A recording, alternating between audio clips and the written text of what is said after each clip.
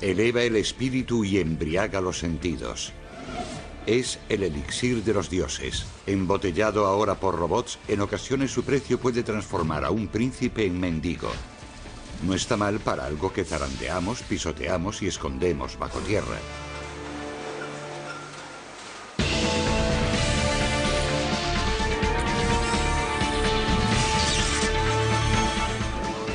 Maravillas modernas. El vino. Se llama el estrujado a la época de la vendimia que cada año marca el comienzo de la elaboración del vino californiano. Generalmente empezamos a cosechar las uvas en septiembre. Es la época en que todo nuestro duro trabajo de todo el año da sus frutos. Para nosotros viene a ser como una Super Bowl. Cada año en todas las regiones vitivinícolas del mundo, millones de toneladas de uvas son recolectadas, bien a mano, bien con potentes cosechadoras mecánicas que agitan las vides, obligándolas a entregar su tesoro. Solo en California, más de 3 millones de toneladas de uvas de vino son recolectadas anualmente. Pero la decisión de recolectarlas a mano o a máquina es solo una entre las muchísimas decisiones que ha de tomar todo vinicultor. Por ejemplo, en Buenavista, Carneros, la cosecha se efectúa exclusivamente a mano, realizándose de noche para preservar la frescura. Normalmente, cuanto más caliente esté la fruta cuando llega a la bodega, menos afrutado será el vino resultante. De modo que preferimos salir a vendimiar cuando hace frío y en cuanto llega la fruta empezamos la elaboración. En la bodega los racimos son rápidamente seleccionados. Luego caen dentro de una máquina despalilladora cuyas palas separan suavemente las uvas de los tallos. Una vez limpias y separadas, las uvas están listas para transformarse en vino. Las cepas de la vid se cuentan entre los grandes supervivientes de la naturaleza y a menudo prosperan donde otros serían incapaces de hacerlo. Inicialmente clasificadas dentro de tintas o blancas, existen literalmente miles de variedades de uvas en el mundo, aunque solo 6, Riesling, Sauvignon Blanc, Chardonnay, Pinot Noir, Merlot y Cabernet Sauvignon, copan el 80% de las ventas de vino americano. Cada uva transmite distintos aromas al vino. Depende de la jugosidad de la uva y del grosor de su piel. Algunas uvas son muy aromáticas, pero otras no. Algunas tienen mejor color, más tanino, son más astringentes y producen cierta tirantez en los labios, algo que comparten todos los vinos. Sin tener en cuenta ni su color ni su variedad, todas las uvas de vino comparten un destino en común, la fermentación, uno de los procesos naturales más asombrosos. Cuando las uvas están creciendo en la vid, en su interior se desarrollan azúcares derivados de la fotosíntesis. Solo el ollejo elástico de las uvas puede proteger los azúcares de las levaduras naturales que se forman en la parte externa de las uvas. Cuando el ollejo se rompe o se estruja, las levaduras atacan los azúcares, consumiéndolos en una furia desenfrenada que da lugar al alcohol. Si llenas un bidón con estas uvas después de estrujarlas un poco y las guardas en el maletero del coche, al cabo de más o menos una semana tendrás un poco de vino macerando en tu garaje. Es una cosa increíble. Hoy existen prensas de todos los tamaños para extraer el zumo de las uvas y proceder a su fermentación. El tiempo que el zumo o mosto pasa con su ollejo y pepitas es crucial para determinar el carácter del vino. Con las uvas blancas se separa el mosto de los ollejos inmediatamente y el mosto fermenta solo. En cuanto a las tintas, fermentamos el ollejo y el mosto todo junto. Porque lo que produce el vino tinto está en la piel de la uva. El mosto en sí es transparente e incoloro. No tiene el auténtico aroma de un varietal, todo su carácter está en el ollejo.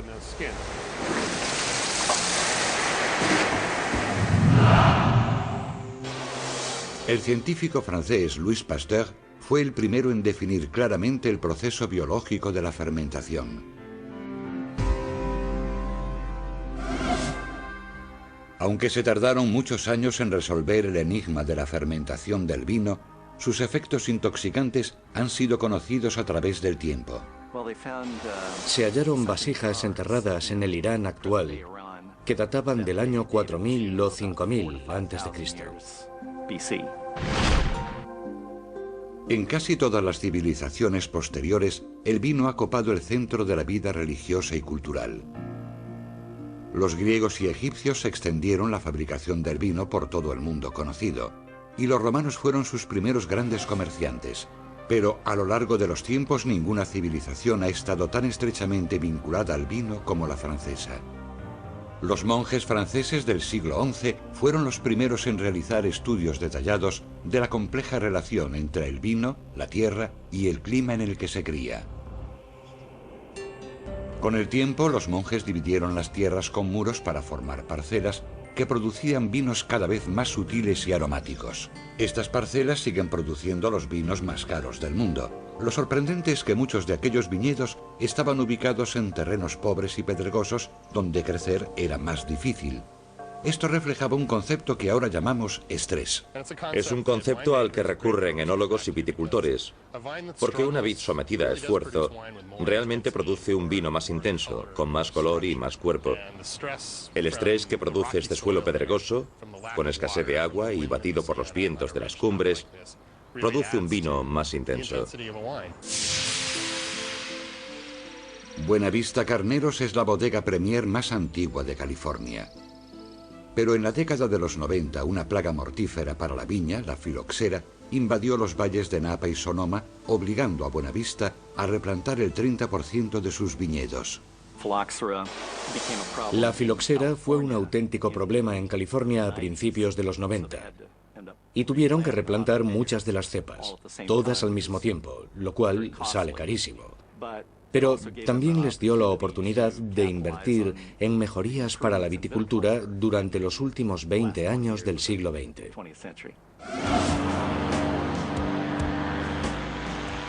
Una de las mejorías más importantes es el cultivo de precisión. Herramientas de alta tecnología como la fotografía digital aérea facilitan a Buenavista imágenes invisibles a simple vista. Tenemos experiencia estudiando otros planetas a distancia, como la Luna y Marte, con tecnología de la NASA. Así que decidimos usar la misma tecnología para la Tierra. Usando imágenes aéreas sacadas con una cámara digital de 4 bandas, compañías como View Imaging crean una serie de mapas basados en imágenes termales, infrarrojos y otras espectroscopias. Estos mapas aportan muchísima información de las condiciones de los viñedos. Por ejemplo, a causa del sol intenso, los viñedos deben refrescarse o sus funciones químicas básicas fallarán.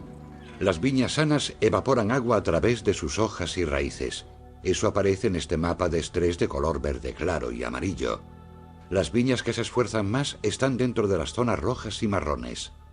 En cambio, las de color verde oscuro no están estresadas, por tanto no trabajan lo suficiente.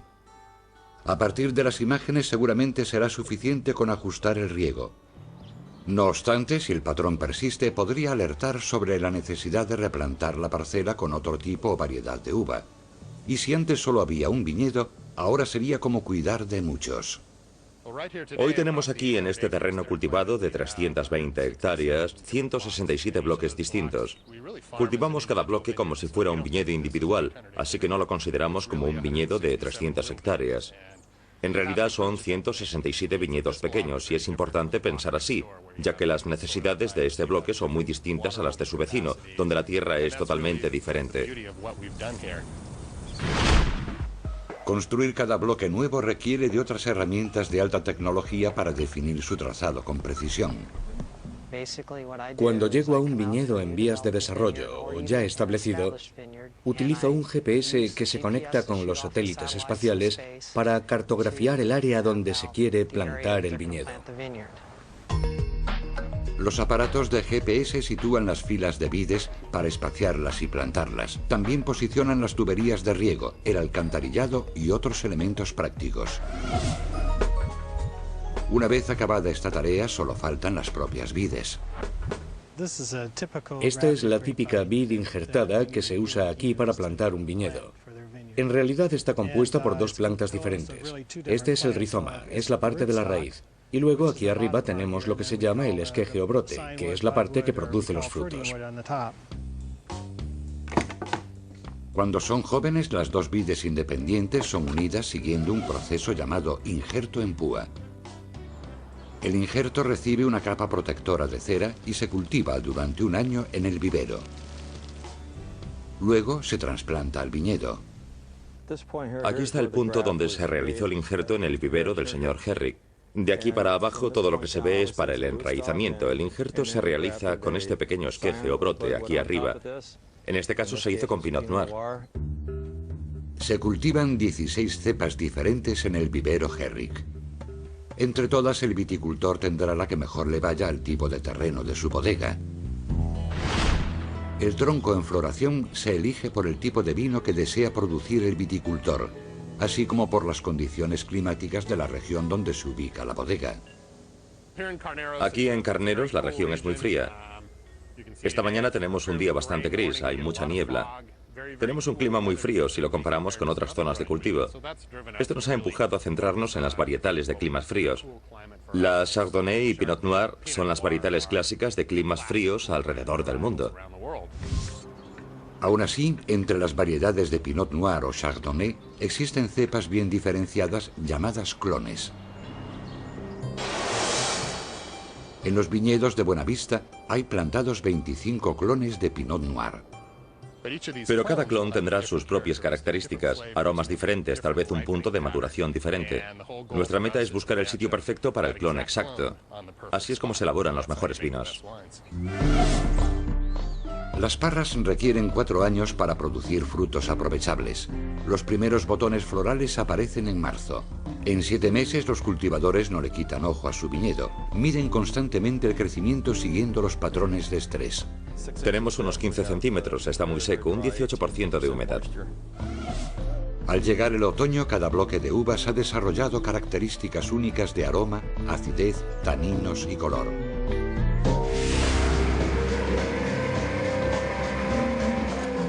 Después se vendimia y se fermenta cada bloque por separado para formar los bloques que producirán nuevos vinos. Al mantener separados todos los viñedos durante el proceso de elaboración del vino nos permite hacer mezclas diferentes cuando acaba el año. Es posible que una sección del viñedo tenga un intenso aroma a cerezas o a bayas y que otra sección aporte un complejo aroma a tierra.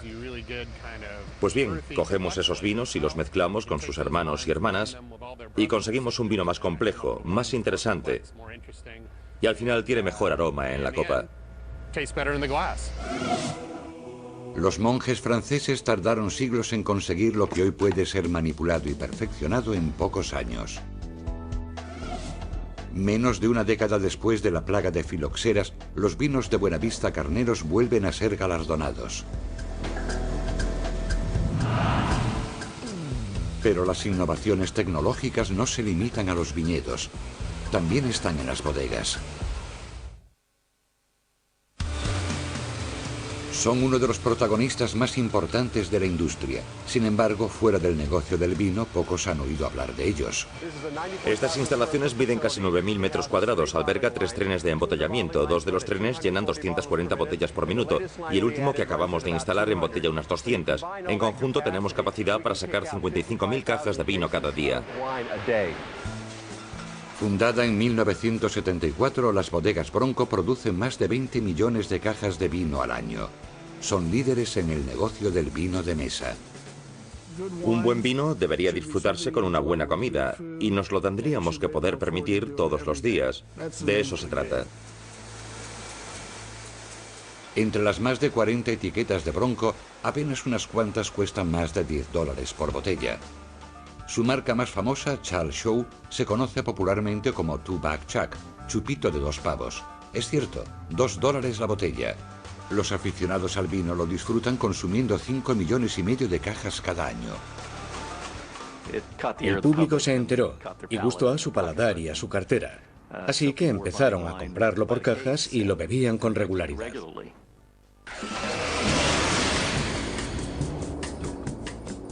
Menos de una hora en coche separan a la potente planta de embotellado de bodegas Bronco de una de las bodegas con más historia de Napa Valley, Chateau Montelena, famosa por sus vinos de elaboración tradicional. La industria vinícola es como una pirámide, al igual que muchas otras cosas. Hay quien produce en masa, sacando muchísimas cajas de vino. Forma una parte positiva de la industria porque produce vino a buen precio para mucha gente. Pero nosotros nos dedicamos a elaborar vinos finos de forma tradicional. En parte, lo que se paga es el cariño y el trabajo de las personas que se afanan en hacer que cada botella sea especial. Tanto el vino de mesa de Bronco como los vinos de crianza de Montelena reflejan las tendencias que priman no solo entre los vinos californianos, sino entre la vinicultura de todo el mundo.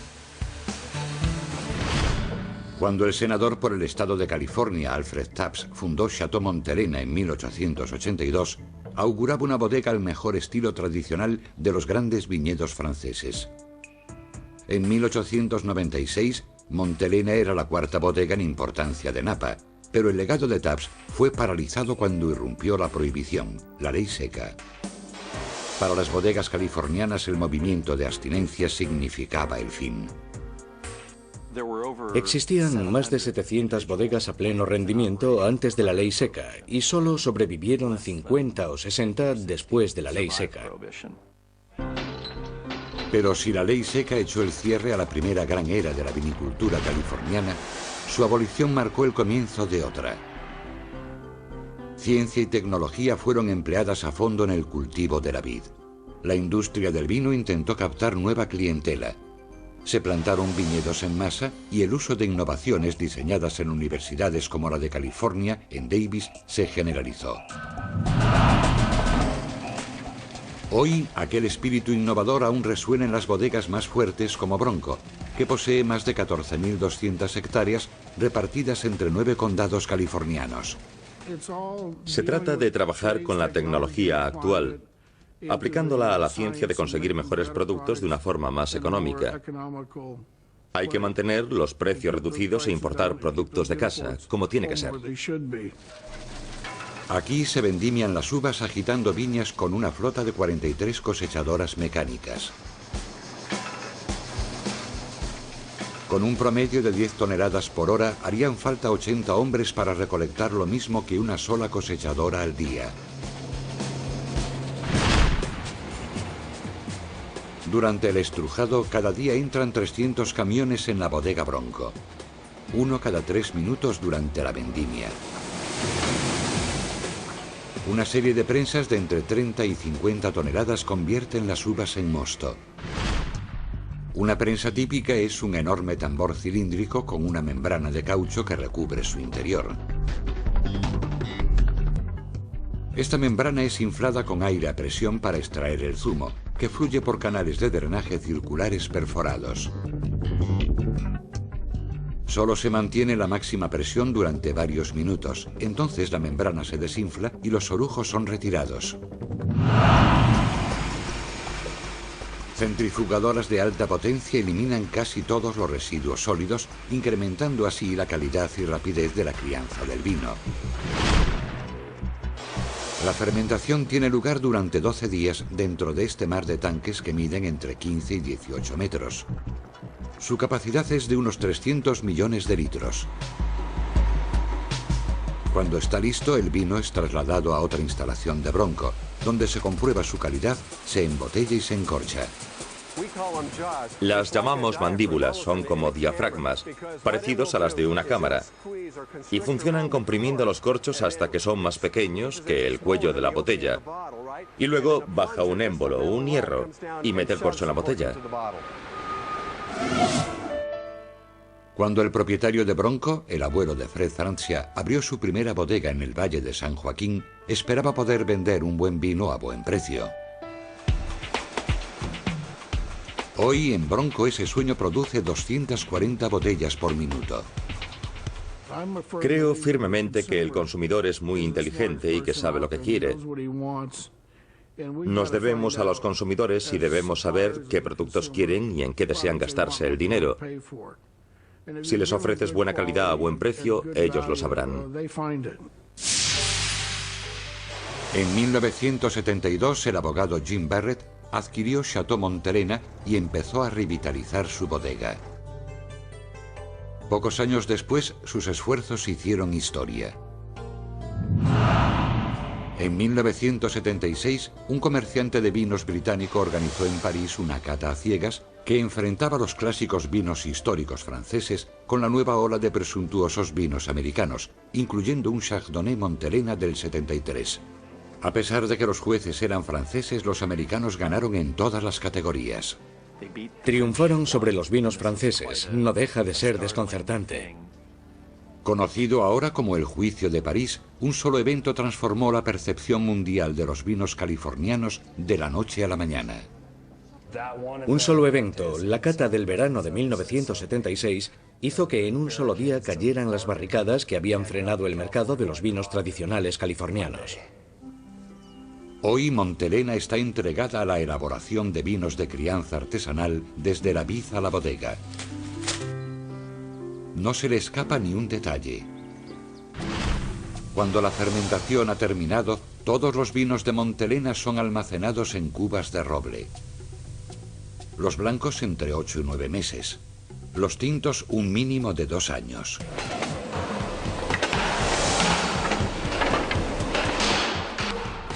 Muchas de estas cubas son fabricadas artesanalmente en Sequem-Moreau, una de las tonelerías con más solera en el mundo. Ni clavos ni pegamentos son utilizados para construirlas, y la variedad de roble que se emplea aporta un característico bouquet al vino. El roble francés contiene mucho tanino que transfiere al vino. Aumenta su dulzor, complejidad y cuerpo. Precisamente lo mejor para los tintos y blancos de calidad. Les aporta longevidad, por tanto duran mucho más tiempo en la botella. El roble americano es conocido por su carácter aromático, es muy avainillado y algo picante. Es conocido por su calidad y se fusiona muy bien con el vino. Mientras los vinos envejecen dentro del roble, Barrett y su equipo los catan constantemente. Está macerando muy bien. En diciembre veremos qué nos parece. Una vez que los vinos han alcanzado el punto deseado, se pueden empezar a embrisar o mezclar, un proceso que lleva semanas. Aunque te guste cómo está al principio y te parezca que está fantástico, tienes que intentar averiguar si es mejorable.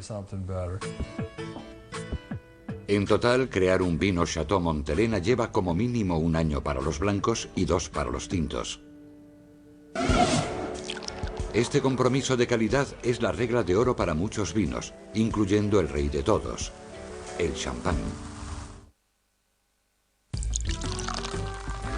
Champán, el rey de todos los vinos. Nacido en sótanos silenciosos y húmedos, su brillante espuma y burbujas embriagadoras son la esencia misma de cualquier celebración. El dióxido de carbono que se forma durante el proceso de fermentación se evapora, se escapa. Pero con el champán permanece atrapado en el producto, por tanto, solo se libera al descorcharse la botella. Para comprender este sorprendente vino hay que pensar en Champagne como un lugar además de una bebida. Es una región de Francia cuya geografía e historia son únicas.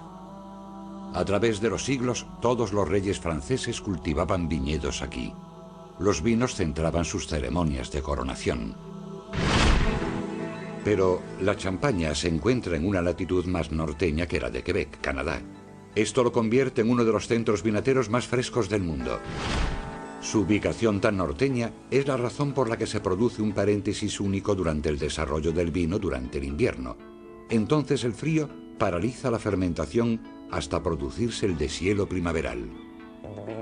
A comienzos de la primavera, las temperaturas en el exterior ascendían.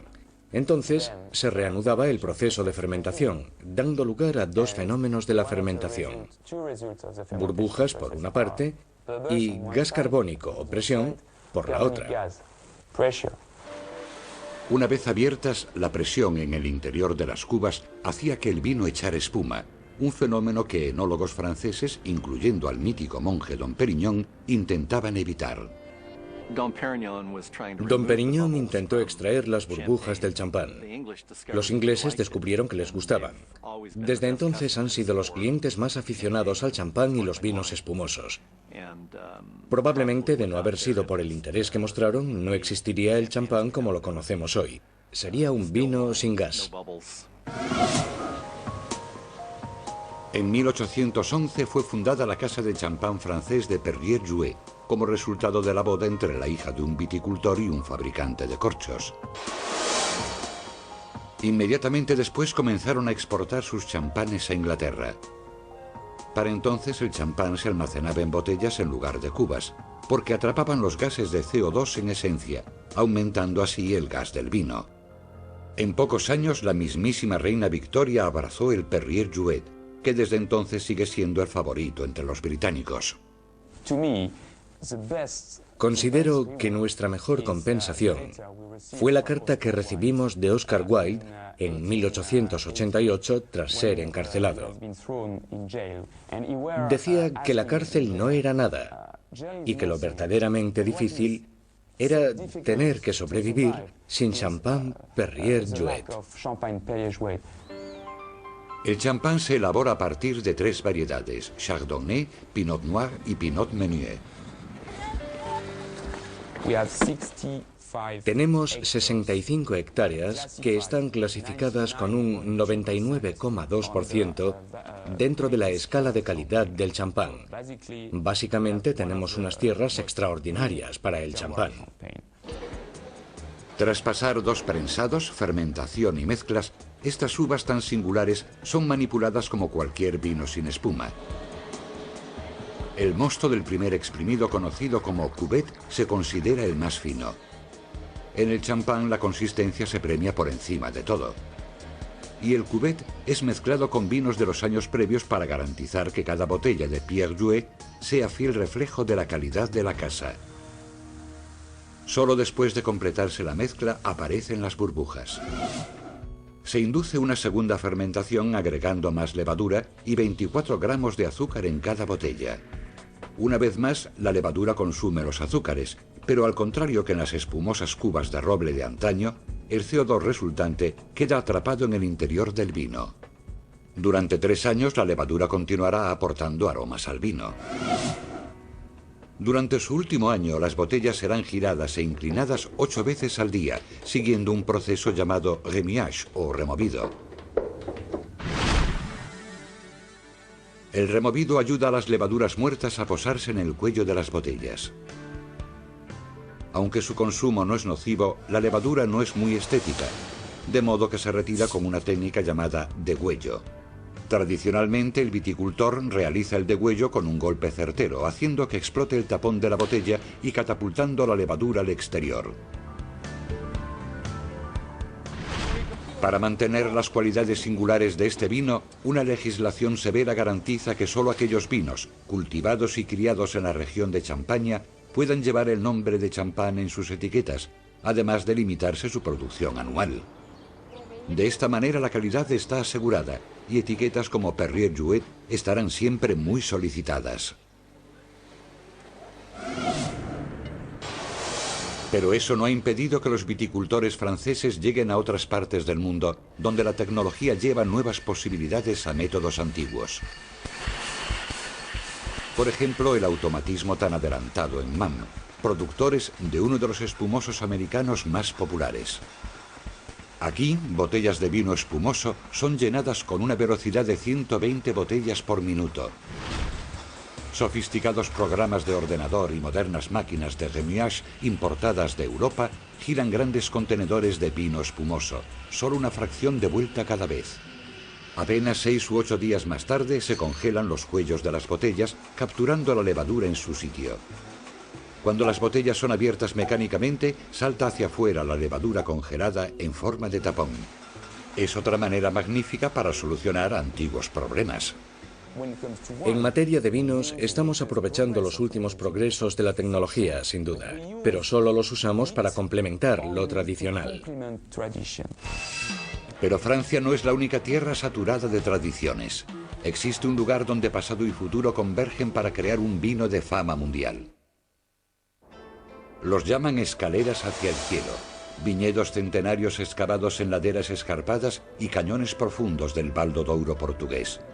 Alcanzando los 1000 metros por encima del río, estas terrazas fueron construidas en la roca, convirtiendo al Douro en uno de los paisajes más inhóspitos de toda Europa.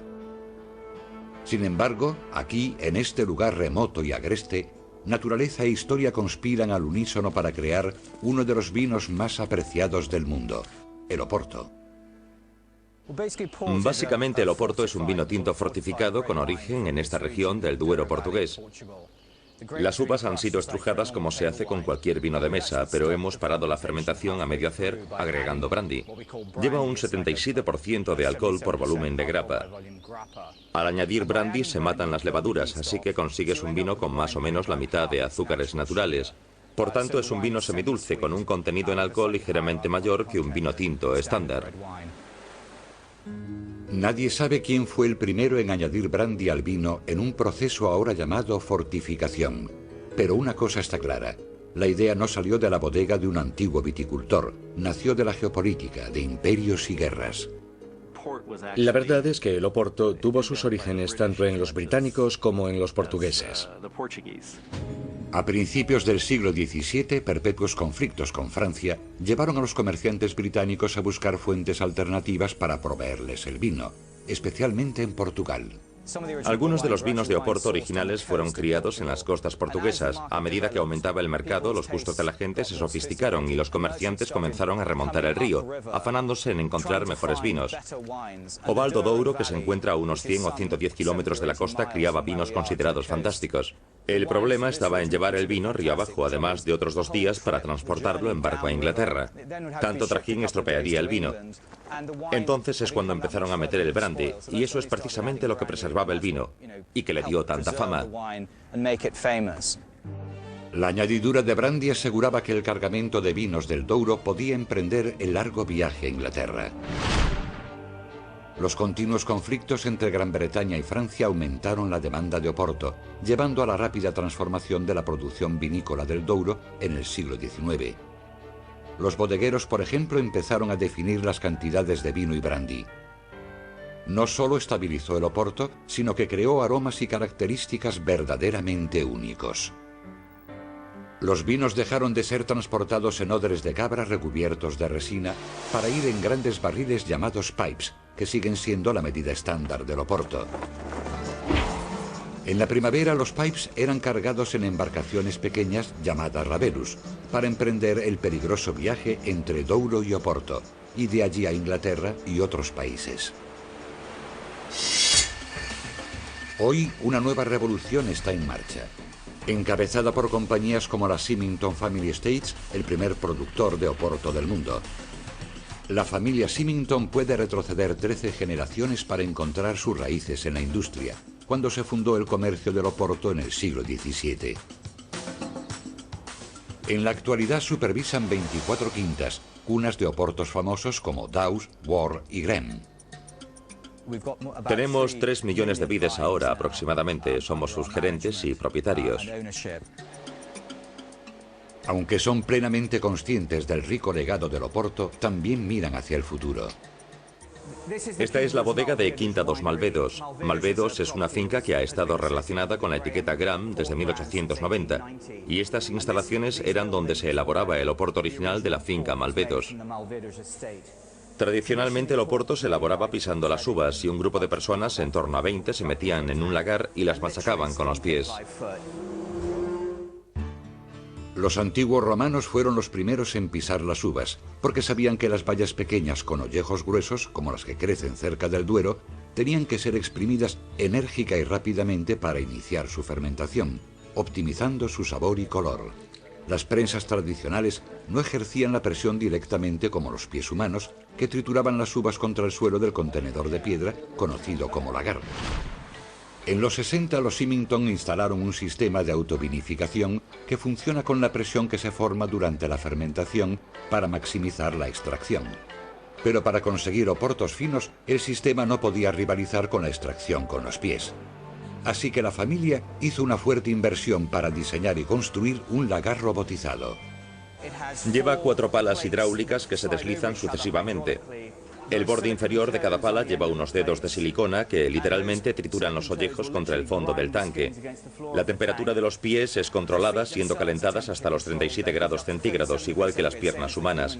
Por tanto, los pies producen efecto de calidez. Además, pueden trabajar toda la noche si es necesario, mientras que los humanos solo trabajaban algunas horas antes del anochecer. Una vez que la fermentación ha producido los niveles deseados de azúcares, el vino en fermentación se vierte en una cuba de almacenaje donde se le añade brandy de sabor neutro. Añadimos una parte de brandy con un 77% de alcohol por volumen por 4 partes de mosto que tiene un 7% de alcohol por volumen. De modo que si los cálculos no me fallan, la mezcla final de nuestro vino lleva un 19,5 o 20% de alcohol. Una vez reposado, el vino viajará río abajo, donde se le juzgará por su aroma, transparencia y otras características.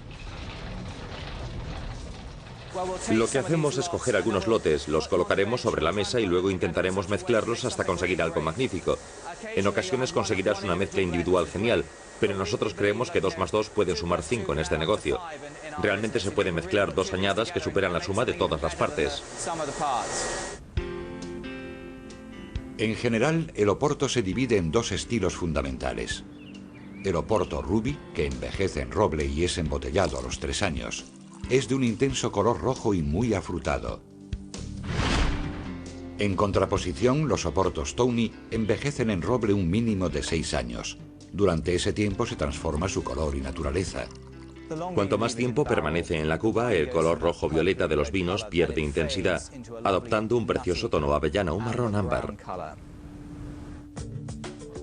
En contadas ocasiones, cuando se dan justamente las condiciones exactas, los productores de vinos de Oporto declararán una cosecha excelente. Estos vinos permanecerán apenas 2 años en el roble antes de ser embotellados, donde madurarán durante décadas.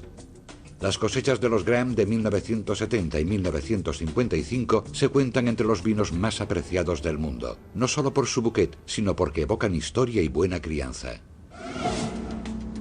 Para algunas personas son las cualidades más atesoradas, especialmente en una de las bodegas más importantes del mundo. Tal vez sea el restaurante más famoso del mundo. La Tour d'Argent, ubicado en la orilla derecha de París, a la sombra de Notre Dame. Fundada en 1582, la Tour era el lugar favorito de tertulias del rey Enrique III, el cual la frecuentaba tras sus cacerías a orillas del Sena. Asegura la leyenda que aquí fue donde aprendió a comer con tenedor. Desde hace siglos, el restaurante ha estado al servicio de ricos y poderosos. No debe sorprender que 10 metros por debajo del restaurante se encuentra posiblemente la mejor bodega de vinos del mundo. Data de 1820, cuando el restaurante fue reconstruido tras ser quemado durante la Revolución Francesa. La botella más antigua de vino que tenemos ahora es de 1845. Teníamos un vino francés del año de la cometa de 1811, un Lafite, que rompió uno de mis bodegueros. Tuvimos que despedirlo. Actualmente la bodega alberga más de 450.000 botellas, incluyendo algunas de las cosechas más apreciadas de la historia del vino francés. Del año 1868 tenemos un magnífico vino Cabernet francés. Es asombroso imaginar que aún sigue entre nosotros. Naturalmente, la temperatura de la bodega no subía ni bajaba de los 12-15 grados, mientras que la humedad ambiental se mantenía exactamente en un 75%. Se considera la bodega técnicamente más perfecta de la Ciudad de las Luces. El envejecimiento constituye una de las grandes tradiciones del vino. Sin embargo, aún hoy nadie sabe a ciencia cierta lo que le ocurre mientras se transforma con el paso del tiempo. Algunos mantienen la teoría de que los elementos químicos del vino, principalmente los taninos, se fusionan con otros componentes. Otros sugieren que esos mismos componentes se dividen. Lo que está claro es que aromas y sabores se multiplican, se solapan y son más sofisticados. Hace 2 días, precisamente, abrimos una botella de 1885 de un bouquet muy penetrante. Estamos hablando de una complejidad de unos 50 o 60 aromas diferentes. Todos te llegan lentamente. Es un momento mágico. De hecho, se valoran tanto esas complejidades que hay quienes no han dudado en arriesgar sus propias vidas por ellas, incluyendo al anterior propietario de la Tour d'Argent y padre del actual dueño. En 1940, Claude Terreil era un joven soldado destinado al sur de París cuando los nazis comenzaron su marcha hacia la capital francesa. Justo antes de que llegaran los alemanes, volvió a toda prisa a París y con la ayuda de uno de sus empleados, un bodeguero, cerraron 3/4 partes de la bodega con un tabique de ladrillos. Lo cubrieron con polvo para que pareciese que llevaba allí varios siglos. Hoy apenas quedan algunos restos de cemento donde una vez se levantara el falso tabique que engañó a los alemanes durante más de 5 años. Pero aún perdura el valor demostrado por Monsieur Terreil en toda su plenitud, al alcance de la vista y del paladar en los raros vinos de la colección. Aún evolucionan, aún es historia viviente. Ha supuesto mucho tiempo y esfuerzo mantenerlo así. A pesar de las guerras, los conflictos, las hambrunas, todo lo que le ha rodeado. Pero aquí sigue. Sigue aquí hoy. Y es conmovedor. Mientras solo unas cuantas bodegas en el mundo pueden presumir de tener cosechas de 1845, coleccionistas privados construyen sus bodegas uniendo tecnología con historias personales. Había leído un artículo en Wine Spectator sobre Paul Wyatt con imágenes de algunas de sus bodegas. Hace unos 15 años yo ya tenía en mente que quería que ese hombre me construyera una vinoteca algún día. Durante más de 30 años, Paul Wyatt ha sido pionero en la creación y construcción de vinotecas privadas. Existen dos tipos de bodegas. Las hay que se limitan a almacenar vino, como en una caja de zapatos. La gente lo hace. Todos los botelleros que hay en el mercado sirven para almacenar vino. Pero no se trata de exhibir al propietario. Lo que se exhibe es una colección de vino.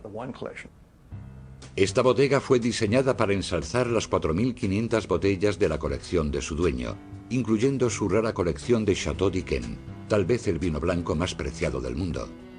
Hemos colaborado en el diseño de la vinoteca.